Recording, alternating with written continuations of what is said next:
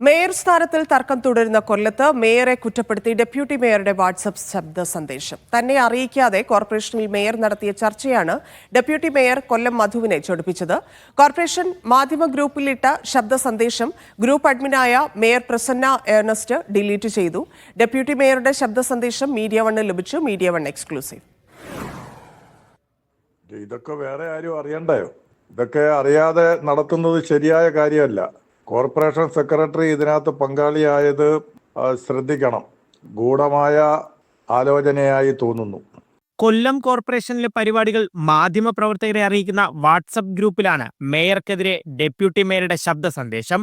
തന്നെ അറിയിക്കാതെ പരിപാടികൾ നടത്തുന്നു, ഇതിൽ പങ്കാളിയാകുന്ന കോർപ്പറേഷൻ സെക്രട്ടറി ശ്രദ്ധിക്കണം, തന്നെ ഒഴിവാക്കിയത് ഗൂഢമായ ആലോചനയായി തോന്നുന്നുവെന്നും ഡെപ്യൂട്ടി മേയർ കൊല്ലം മധു കഴിഞ്ഞ ദിവസം രാത്രി 9:43 ശബ്ദ സന്ദേശം മിനിറ്റുകൾക്കുള്ളിൽ മേയർ പ്രസന്ന ഏർണസ്റ്റ് ഡിലീറ്റ് ചെയ്തു.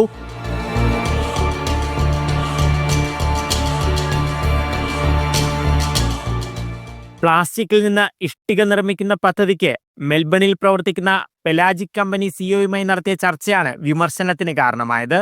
ഓഫീസിൽ ഇല്ലാതിരുന്നതിനാൽ ഡെപ്യൂട്ടി മേയറെ വിളിച്ചില്ല എന്നതാണ് മേയറുടെ വിശദീകരണം. ഞാൻ വന്ന് കയറിയപ്പോൾ തന്നെ നമ്മുടെ ബഹുമാനപ്പെട്ട ഡെപ്യൂട്ടി മേയർ സ്റ്റാൻഡിംഗ് കമ്മിറ്റി ചെയർമാൻമാരാരെങ്കിലും റൂമിലുണ്ട്.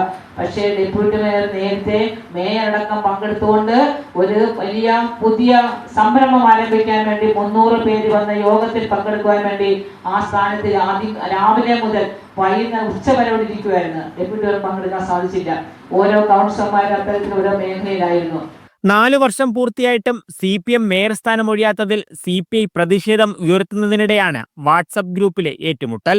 ജനുവരി 31 തീരുമാനമുണ്ടായില്ലെങ്കിൽ ഡെപ്യൂട്ടി മേയർ സ്ഥാനം ഉൾപ്പെടെ രാജിവെക്കാനുള്ള തീരുമാനത്തിലാണ് CPI കൗൺസിലർമാർ. ലിജോ റോളൻസ്, മീഡിയ വൺ, കൊല്ലം.